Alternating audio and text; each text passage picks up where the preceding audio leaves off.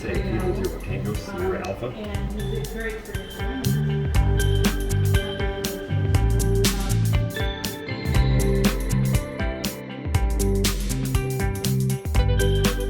SATERN taps into something of a really large pool of natural volunteers called amateur radio operators. And amateur radio operators are licensed by the FCC. In the Western Division, I have approximately 30, and that includes the entire states of Nebraska, Iowa, and South Dakota. And all of them are more than willing and happy to turn on their radios and help whenever there is a disaster. We set up what we call networks, and those networks will create a hub, so to speak.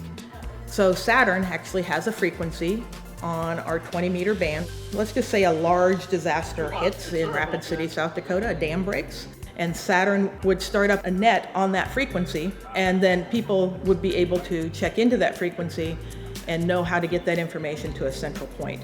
A few years ago, a derecho started here in the Omaha metro area, went across to Iowa.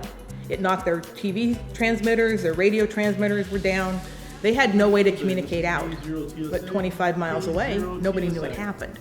But there were hundreds and dozens of ham radio operators there who immediately got on the air and started making and taking assessments of themselves and finding out where things were needed and finding out who still had phone coverage that they could call 911. So if there is a SATERN member there and he hears that, he knows what's going on, he can reach out to the local corps, or he can attempt to reach back to me or someone else to say something's happening. We're celebrating 37 years this year. It was started by Major Pat McPherson. He saw a need of communications because if you've ever been to an after-action report or a hot wash or anything, one of the first things that usually gets mentioned is communications failed.